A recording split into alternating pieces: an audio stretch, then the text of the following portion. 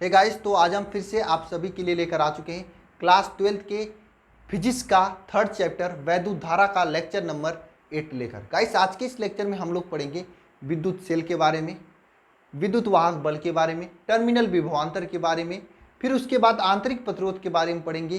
फिर लास्ट में हम लोग पढ़ेंगे सेलों का समायोजन, श्रेणी क्रम, समांतर क्रम जो समायोजन होता है, मिश्रित क्रम जो समायोजन होता है, उसके बारे में पढ़ेंगे।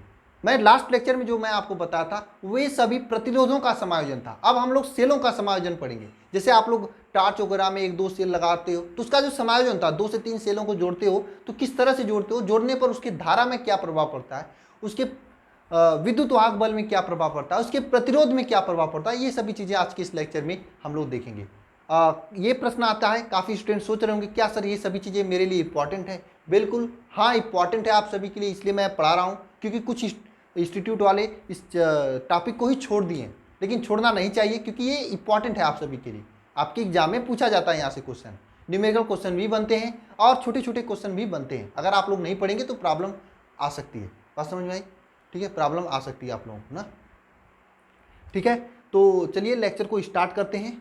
ठीक है, कल के लेक्चर में हम लोग किरचॉफ के नियम पढ़ेंगे। ठीक है, बेहतरीन तरीके से पढ़ेंगे। ठीक है, देखिए आप सभी के लिए एक आवश्यक सूचना है, उन सभी स्टूडेंट्स के लिए जो हमसे व्हाट्सएप पर जुड़े हुए थे या फिर व्हाट्सएप ग्रुप में जुड़े हुए थे, इस नंबर पर 930-577-1375। गाइस, मुझे आपको सूचित करते हुए बहुत दुख हो रहा है क्योंकि मैं आपका हेल्प व्हाट्सएप पर नहीं कर पाऊंगा। इसका वजह यह है, व्हाट्सएप के द्वारा मेरे इस नंबर को बैन कर दिया गया है।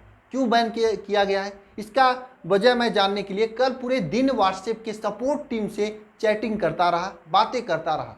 ठीक है, और सपोर्ट टीम से मेल भी किया तो उधर से जवाब यह आया कि आपके नंबर पर अधिकतम मैसेज आने के कारण, अधिकतम मैसेज का मतलब दिन भर में हजारों मैसेज आते थे, हजारों स्टूडेंट की कोई न कोई डाउट्स होता था, किसी न किसी स्टूडेंट का कोई न कोई क्यूरी आता था, तो मैं उसे सॉल्व भी करता था।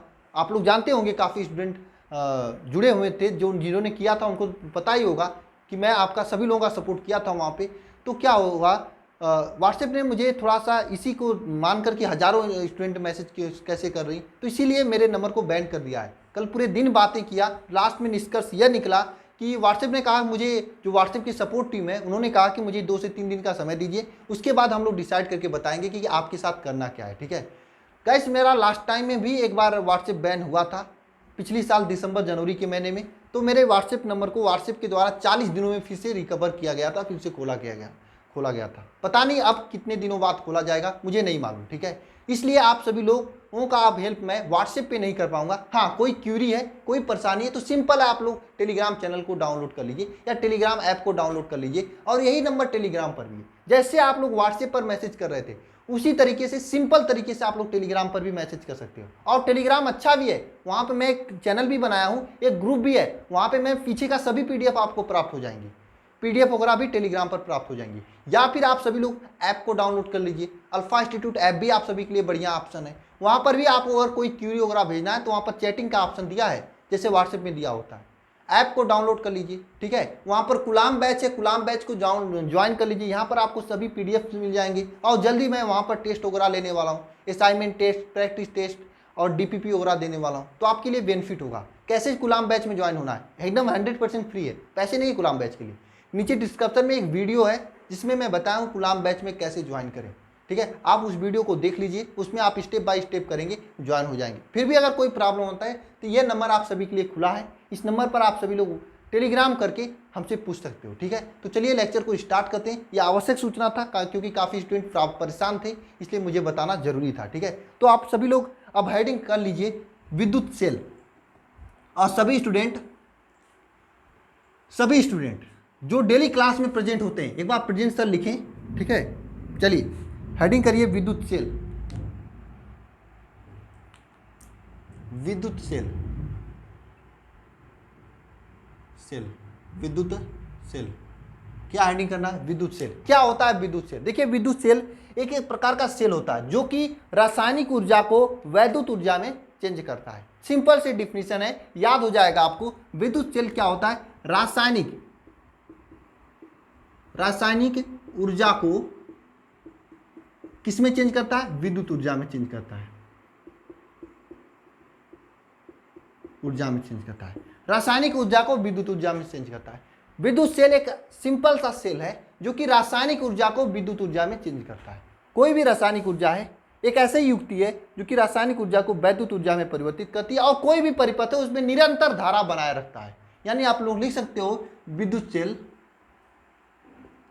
सेल एक ऐसा युक्ति है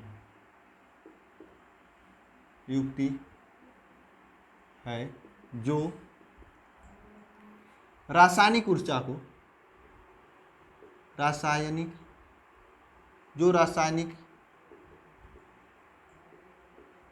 को वैद्युत ऊर्जा में परिवर्तित करता है।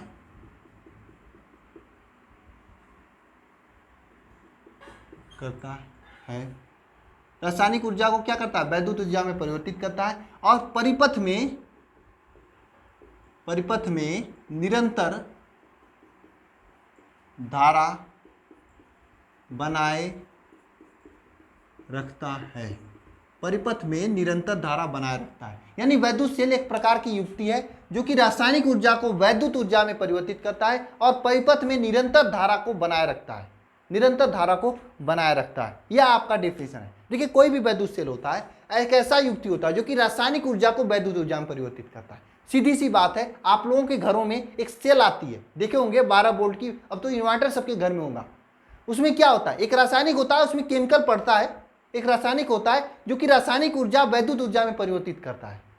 ये सेल क्या करता है? रासायनिक ऊर्जा को वैद्युत ऊर्जा में परिवर्तित करता है और ये निरंतर धारा को बनाए रखता है। वैद्युत सेल किसे कहते हैं? एक प्रकार का सेल जो कि रासायनिक ऊर्जा को वैद्युत ऊर्जा में परिवर्तित करता है और परिपथ में निरंतर धारा को बनाए रखता है।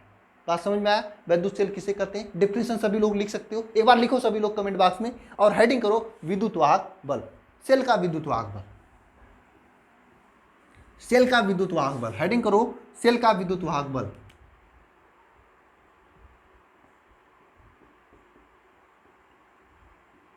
विद्युत वाहक बल, सेल का विद्युत वाहक बल। सेल का विद्युत वाहक बल किसे कहते हैं? सेल का विद्युत वाहक बल क्या होता है? सेल का विद्युत वाहक बल किसे कहते हैं? सेल का विद्युत वाहक बल। देखिए कोई भी सेल है, मान लीजिए ये आपका सेल कोई है, इस तरह से कोई आपका सेल है, ठीक है, ये आपका कोई सेल है, ठीक है, ये आपका कोई सेल है, ठीक है, ये स्मॉल आर है, ये कैपिटल आर है, ठीक है, ये कैपिटल आर है, यहाँ पर आपका कुंजी जुड़ा हुआ है ये, ठीक है, यह आपका कोई सेल है, यह आपका कोई सेल है। इस सेल में यहाँ पर वैद्युत वाहक बल ये। अब यहाँ पे वैद्युत वाहक बल किसे कहते हैं? इस पूरे सेल में बात ध्यान रखना, पूरे सेल में एकांक आवेश को प्रवाहित करने के लिए जो कार्य करना पड़ता है वही कार्य आपकी वैद्युत वाहक बल के बराबर होता है।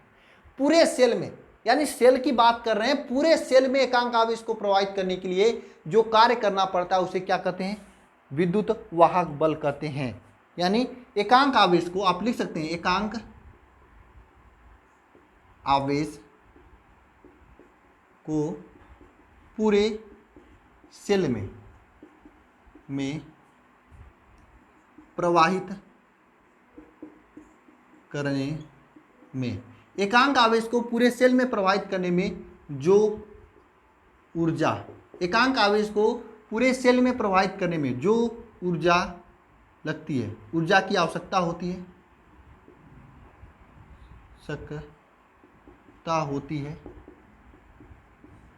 उसे क्या कहते हैं? उसे कहते हैं सेल का विद्युत वाहक बल।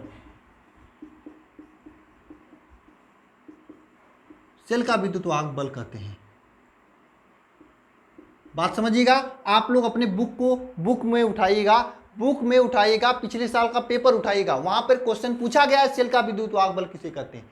अब देखिए सेल का विद्युत वाहक बल किसे कहते हैं? एकांक आवेश को, कोई भी सेल का परिपथ है, पूरे सेल के परिपथ में प्रवाहित करने में जो ऊर्जा की आवश्यकता होती है उसे सेल का विद्युत वाहक बल कहते हैं। एकांक आवेश को पूरे सेल में प्रवाहित करने में जो ऊर्जा की आवश्यकता होती है उसे क्या कहते हैं? सेल का विद्युत वाहक बल कहते हैं। एकांक आवेश को पूरे सेल में जो प्रवाहित करने में ऊर्जा की आवश्यकता होती है उसे क्या कहते हैं? सेल का विद्युत वाहक बल कहते हैं। उसे सेल का विद्युत वाहक बल कहते हैं। ठीक है। विद्युत वाहक बल को आप लोग लिख सकते हैं यहाँ पर, विद्युत वाहक बल को ई से प्रदर्शित करते हैं।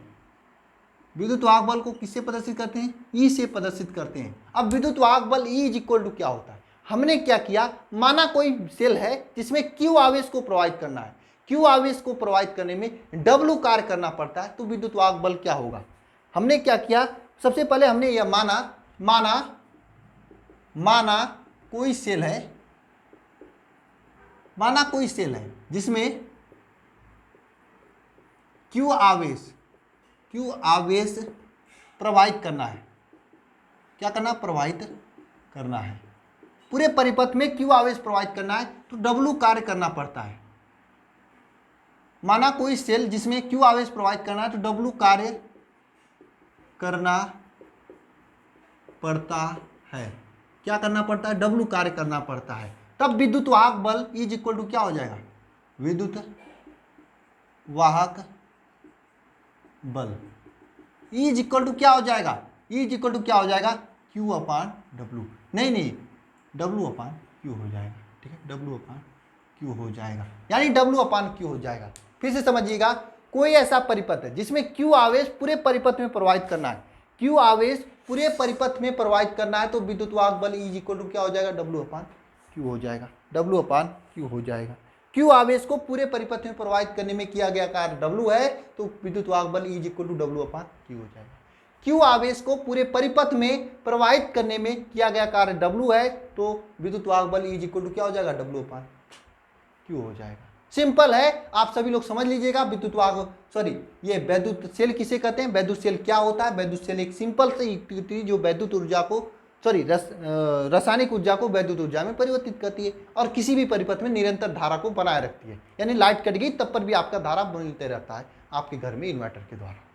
विद्युत वाहक बल की बात करें तो एकांक आवेश को पूरे परिपथ में प्रवाहित करने में जो ऊर्जा की आवश्यकता होती है उसी को क्या कहते हैं? वैद्युत वाहक बल कहते हैं। इसे ई से प्रदर्शित करते हैं। ई से प्रदर्शित करते हैं। माना कोई विद्युत सेल है जिसमें क्यू आवेश प्रवाहित करने में डब्ल्यू कार्य करना पड़ता है, तो विद्युत वाहक बल E is equal to W upon Q हो जाएगा। विद्युत वाहक बल ई इज इक्वल टू क्या हो जाएगा? डब्ल्यू अपान क्यू हो जाएगा। डब्ल्यू अपान क्यू हो जाएगा। अब आप लोग हेडिंग डालिएगा क्या? टर्मिनल विभवांतर। ठीक है, इसे हम लोग ड्रॉप करते हैं।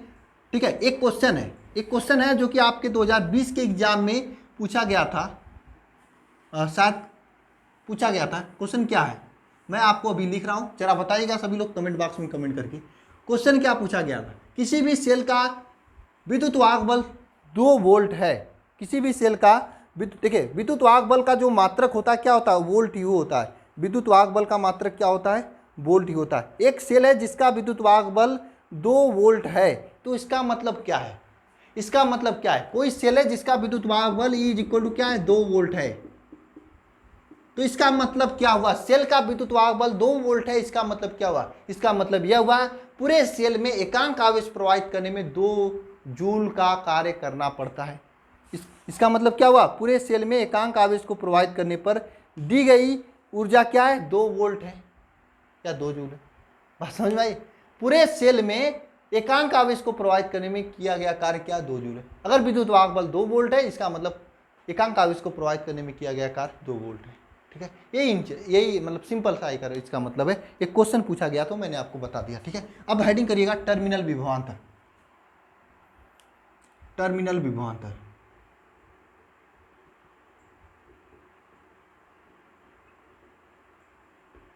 टर्मिनल विभवांतर। टर्मिनल विभवांतर क्या होता है?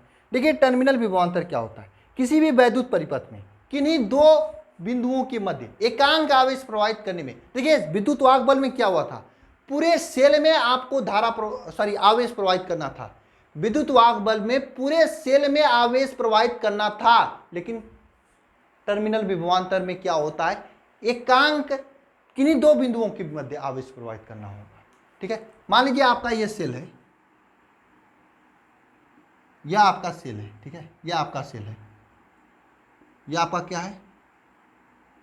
यह आपका सेल है, यह आपका सेल है। ठीक है, यह आपका सेल है, स्मॉल आर, ठीक है। इसमें इसका टर्मिनल विभवांतर क्या होगा, यहाँ पे समझ लीजिए आपका कैपिटल आर लगा हुआ है, यहाँ पे आपका कुंजी लगा हुआ है। इसका टर्मिनल विभवांतर क्या होगा, देखिए किसी भी सेल में किन्हीं दो बिंदुओं के मध्य एकांक आवेश प्रवाहित करने में किया गया कार्य क्या होता है, टर्मिनल विभवांतर के बराबर होता है। इसमें क्या है, दोनों बिंदुओं के मध्य है, दो बिंदु के मध्य इसमें क्या, दो बिंदु के मध्य है। जबकि विद्युत वाहक बल में क्या था, पूरे परिपथ में एकांक आवेश प्रवाहित करना था, जबकि इसमें दो बिंदुओं के मध्य आवेश प्रवाहित करना है। अंतर समझ में आया कि नहीं आया, इसमें क्या है, केवल दो बिंदुओं के मध्य आवेश प्रवाहित करना है, जबकि विद्युत वाहक बल में क्या था, पूरे परिपथ में एकांक आवेश प्रवाहित करना था। बस इतना सा अंतर है। तो टर्मिनल विभवांतर किसे कहते हैं, टर्मिनल विभवांतर किसे कहते हैं, किसी भी सेल में स्थित दो बिंदुओं के मध्य एकांक आवेश प्रवाहित करने में, दो बिंदुओं के मध्य किसी भी परिपथ, वैद्युत परिपथ में दो बिंदुओं के मध्य एकांक आवेश प्रवाहित करने में किया गया कार्य तथा बिंदुओं का क्या कहलाता है, टर्मिनल विभवांतर कहलाता है। आप लिख सकते हैं किसी परिपथ में एकांक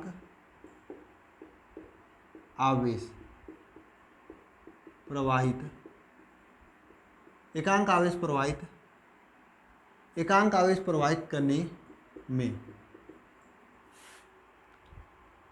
किसी परिपथ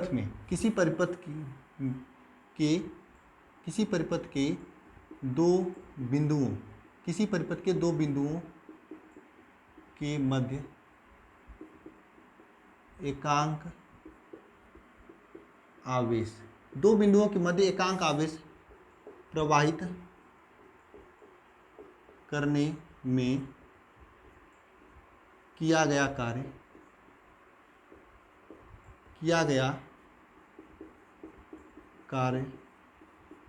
उन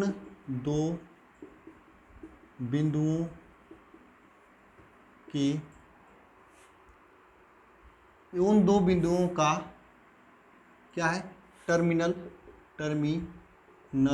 विभवांतर कहलाता है। यानी किसी परिपथ के दो बिंदुओं के मध्य एकांक आवेश प्रवाहित करने के लिए जो कार्य करना पड़ता, वह कार्य क्या कहलाता, उन दो बिंदुओं के मध्य का टर्मिनल विभवांतर कहलाता है। इसे भी से प्रदर्शित करते हैं।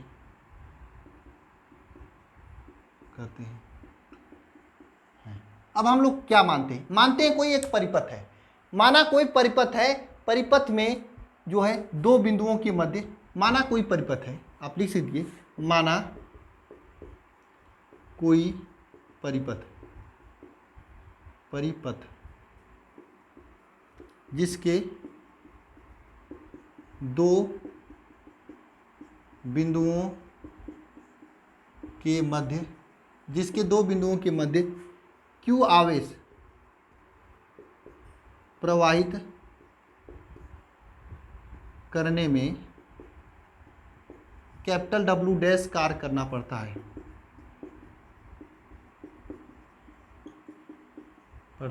W डैश कार्य करना पड़ता है। तो टर्मिनल विभवांतर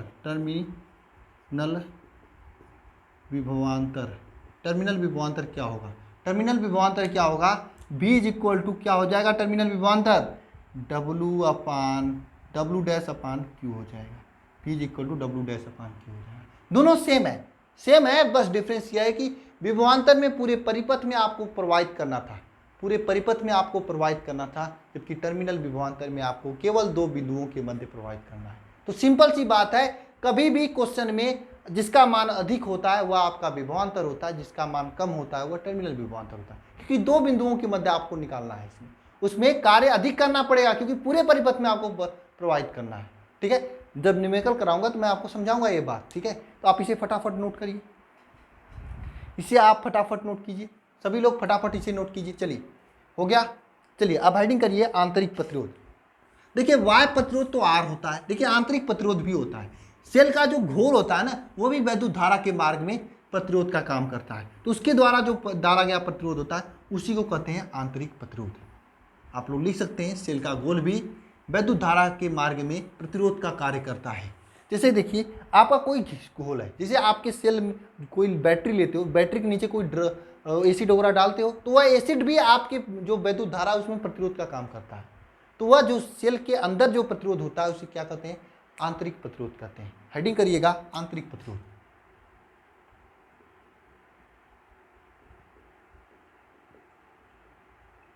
आंतरिक प्रतिरोध क्या होता है? आंतरिक प्रतिरोध क्या होता है? आंतरिक प्रतिरोध देखिए, सेल के आंतरिक में जो प्रतिरोध कार्य करता है उसे सेल का आंतरिक प्रतिरोध कहते हैं।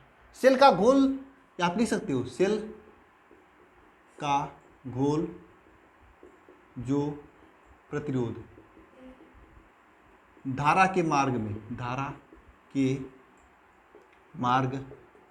में करता है उसे क्या कहते हैं? आंतरिक प्रतिरोध कहते हैं।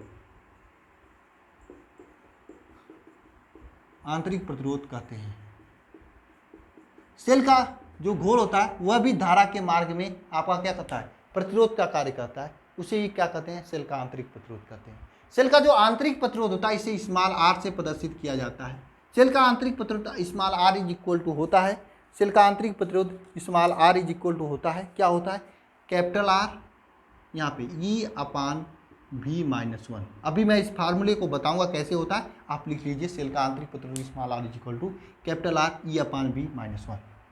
E/V-1 यानी सेल का जो घोल होता है वह भी प्रतिरोध के मार्ग में काम करता है, धारा के मार्ग में प्रतिरोध का काम करता है, जिसे सेल का आंतरिक प्रतिरोध कहते हैं। सेल का आंतरिक प्रतिरोध small r is equal to होता है कैपिटल R E/V-1। सेल का आंतरिक प्रतिरोध small r is equal to capital R E/V-1 हो गया। चलिए अब हेडिंग करिएगा आप सभी लोग। देखिए ये होता है सेल द्वारा। देखिए अब आपको मैं एक फार्मूला बताने जा रहा हूँ, क्या है? चलिए यहाँ पे ध्यान दीजिए सभी लोग। देखिए सेल द्वारा मैं इस फार्मूले का डेरिवेशन नहीं करा रहा हूँ क्योंकि डेरिवेशन आपके एग्जाम में नहीं पूछता है तो केवल या तो डिफिनेशन पूछेगा वैद्युत वाहक बल का या फिर इस पर न्यूमेरिकल पूछेगा। सेल द्वारा दिया गया धारा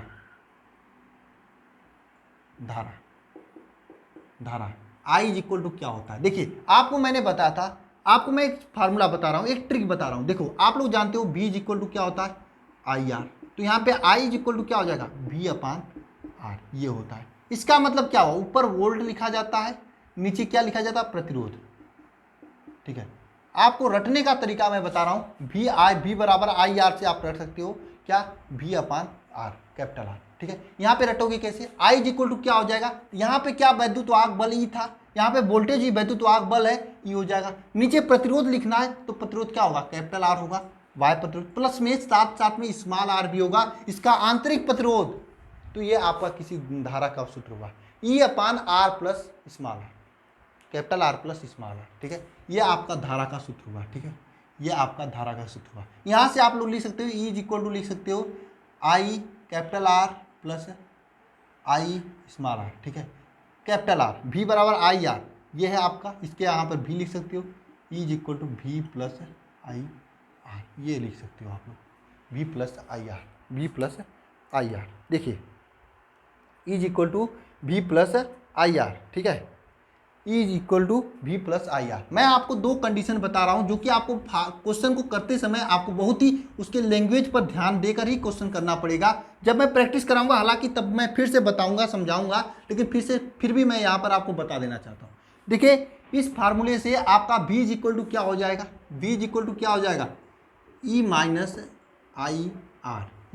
IR। अब देखिए ध्यानपूर्वक समझिएगा। अगर मान लीजिए कोई बैटरी है, उससे धारा ले रहे हैं, उनके सिरों पर धारा ले रहे हैं। अगर जब धारा लेते हैं तब आपका विभवांतर ये होता है क्या? जब बैटरी द्वारा क्या करते हैं?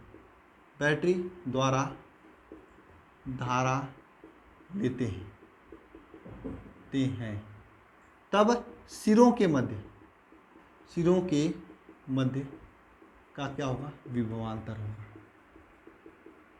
होगा। जबकि V is equal to E plus IR होगा। कब E प्लस IR होगा? जब बैटरी को हम लोग चार्ज करते हैं तब E प्लस IR होगा। कब होगा? जब बैटरी को चार्ज किया जाता है। बैटरी को चार्ज किया जाता है, जब बैटरी को चार्ज किया जाता है तब E प्लस IR होता है। जब बैटरी से धारा बाहर निकालते हैं तो क्या होता है? E माइनस IR होता है। जब बैटरी से धारा बाहर निकालते हैं तो ई माइनस आई आर होता है। ई माइनस आई आर मतलब उसमें से धारा बाहर निकाल रहे हैं, बैटरी के सिरों पर धारा लेते समय धारा को निकालते हैं, ठीक है। जब आप बैटरी को चार्ज करते हैं तो ई प्लस आई आर हो जाता है। अब आपको क्वेश्चन में ध्यान देना होगा, क्वेश्चन के लैंग्वेज में ध्यान देना होगा, उसमें क्या बैटरी को परिपथ में जुड़ा गया है या फिर बैटरी को चार्ज किया जा रहा है। अगर चार्ज किया जा रहा है तब अगर आपसे भी पूछे ई पूछे, अब देखिए इसमें क्या है, आपको क्वेश्चन में न्यूमेरिकल क्वेश्चन में आपको क्या करता है, ये भी दे सकता है, ये भी दे सकता है, ये भी दे सकता है, आपसे ये पूछ सकता है। इसमें से 1 2 3 4 चीज़ों में से 3 चीज़ों को देकर कोई भी पूछ सकता है, कुछ भी पूछ सकता है। लेकिन आपको यही ध्यान देना है उसमें कि इसमें बैटरी से जुड़ा हुआ है या फिर बैटरी चार्ज हो रही है। अगर चार्ज होगी तो पॉजिटिव चिन्ह, अगर नहीं चार्ज होती है तो निगेटिव चिन्ह होगा, ठीक है। तो चलिए ये हो गया। अब लिखिए सेलों का समायोजन, लिखिए सभी लोग सेलों का समायोजन। मैं न्यूमेरिकल आज नहीं कराऊंगा आप लोगों के लिए, न्यूमेरिकल मैं कभी न्यूमेरिकल के क्लास में कराऊंगा, ठीक है। आज नहीं कराऊंगा, मुझे फर्स्ट चैप्टर का भी न्यूमेरिकल कराना है, जल्द ही मैं कराऊंगा। दरअसल मैं सोच रहा हूँ कि आप लोगों को एक और सर को लाएं और सर के जरिए पढ़वाएं और मैं न्यूमेरिकल कराऊं, तो आपका क्या होगा, 2 क्लासेस चलेगी। और मेरे पास इतना समय नहीं कि मैं आपकी 2 क्लासेस लूँ, 2 क्लासेस ले सकता हूँ, लेकिन इसके लिए क्या है, मैं सोच रहा हूँ एक सर आएँ, वो सेकेंड फिजिक्स पढ़ाएं, हम फर्स्ट फिजिक्स पढ़ाएं। इससे क्या होगा, आपका समय से पहले सिलेबस कंप्लीट हो जाएगा, ठीक है। इसी के चक्कर में हूँ, इसीलिए मैं थोड़ा इंटरव्यू वगैरह लेने में मुझे प्रॉब्लम आ रही है, ठीक है। अब यहाँ पे हेडिंग करिएगा सभी लोग। हेडिंग क्या करना है, सेलों का समायोजन, सेलों का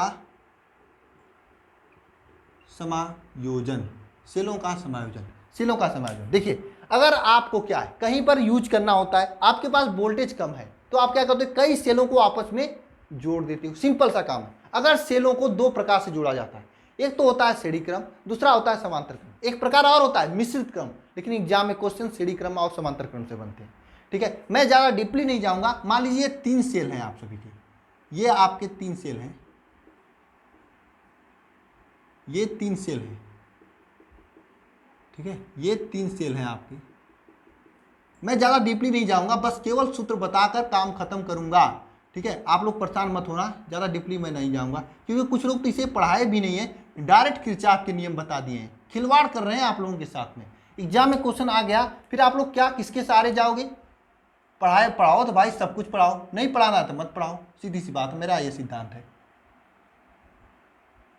ये मान लीजिए R1 R2 R3 है, यन तक ले, ठीक है। ये आपका डॉट डॉट डॉट यन तक है, ठीक है, डॉट डॉट डॉट यन तक ले, ठीक है। आप इसे यन तक ले लीजिए, ठीक है, इस तरह से ये कैपिटल R है, ठीक है। अब क्या करना है, इसका E1 है, E2 है, ठीक है, E3 है, इसका E1 E2 E3 आपका इधर इस साइड है, ठीक है, जो भी है E है आपका, ठीक है, E है, सभी के बीच E है, ठीक है। तो इसका अब देखिए श्रेणी क्रम में ये सभी सेल जुड़े हुए हैं, आपको मैंने कल बताया था श्रेणी क्रम समांतर क्रम क्या होता है, तो यहाँ से क्या स्पष्ट है, ये सभी श्रेणी क्रम में जुड़े हैं, तो श्रेणी क्रम है, ये क्या है, श्रेणी क्रम है, श्रेणी क्रम समायोजन, श्रेणी क्रम समायोजन। इसमें क्या होता है, देखिए सेल ये श्रेणी क्रम में जुड़े हुए हैं, तो इसका तुल्य मतलब पूरा सेल को मिलाकर कितना धारा बाहर निकलेगा ये पूछता है। तो सबसे पहले श्रेणी क्रम में जुड़े हुए सभी सेलों का क्या, यन सेल जुड़े हुए हैं, तो यन सेलों का विद्युत वाहक बल क्या होगा, विद्युत वाहक बल क्या होगा बताओ जरा। श्रेणी क्रम में यन सेल जुड़े हुए हैं, तो यन सेलों का विद्युत वाहक बल क्या होगा, यन ई होगा, यन सेल का विद्युत वाहक बल, ये विवा बल मतलब विद्युत वाहक बल, ठीक है, क्या हो जाएगा, यन ई हो जाएगा, ठीक है। अब यन सेल का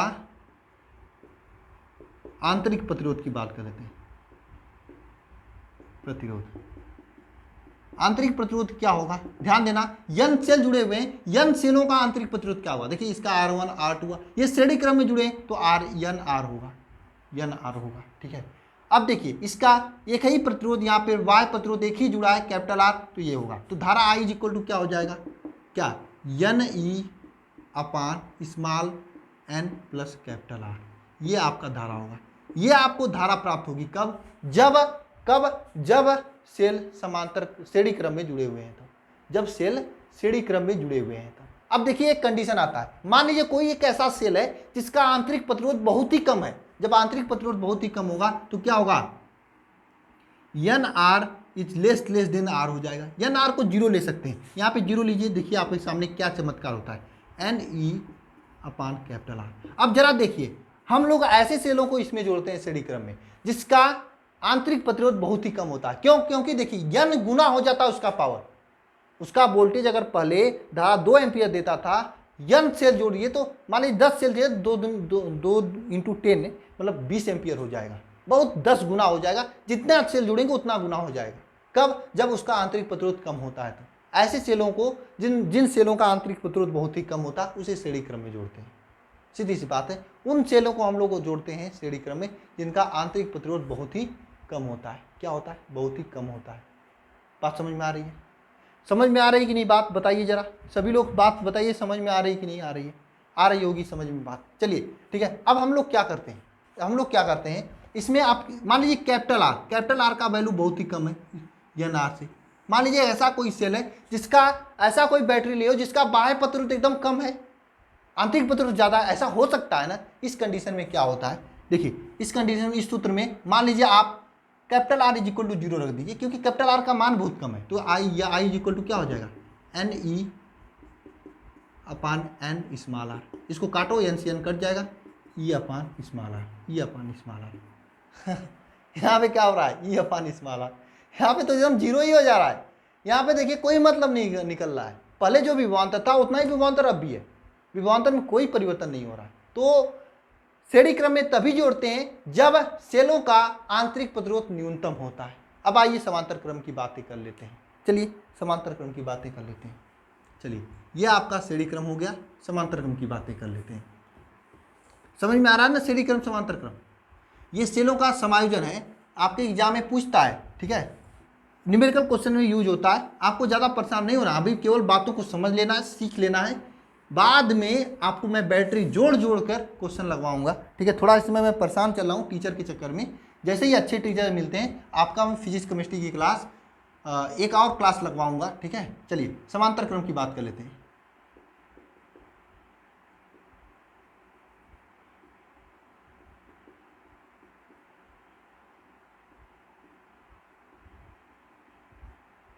ये आपका समांतर क्रम है, ठीक है। ये आपका समांतर क्रम, समांतर क्रम का मतलब क्या होता है, ये आपके देखिए प्रतिरोध है। मान लीजिए इस तरह से यन प्रतिरोध है, यहाँ पे देखिए सभी का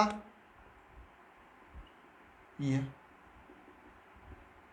सभी का ई है, ठीक है। Small r small r small r, इस तरह से आपका, ठीक है। यहाँ पे आपका जुड़ा हुआ है कैपिटल आर, यहाँ पे स्मॉल आर, ठीक है, इस तरह से जुड़ा हुआ है। ये आपका प्रतिरोध है। ये आपका समांतर क्रम में यन सेल जुड़े हुए हैं। कितने सेल जुड़े हैं, यन सेल जुड़े हैं। तब आपका क्या होगा, विद्युत धारा। देखिए यन सेलों का, यन सेल का सबसे पहले हम लोग क्या ज्ञात करेंगे, विद्युत वाहक बल, वी वाह बल, ठीक है। यन सेल का विद्युत वाहक बल क्या हुआ, देखिए मैंने आपको क्या बताया था, वोल्टेज समांतर क्रम में हमेशा समान होता है। यहाँ पे यन ई ही रहेगा, यन ई नहीं होगा, इस बात को ध्यान रखना। अब बात रखते हैं ये जो है आंतरिक प्रतिरोध क्या होगा, यन सेल का आंतरिक प्रतिरोध, यन सेल का आंतरिक प्रतिरोध क्या होगा, आंतरिक प्रतिरोध क्या होगा, देखिए आर आर आर।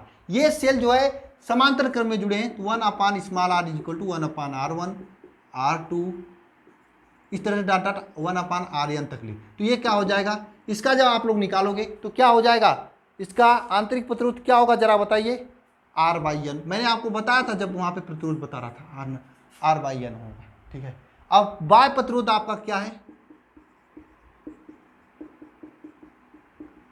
वाय प्रतिरोध क्या है, कैपिटल आर है। वाय प्रतिरोध क्या है, कैपिटल आर ही है।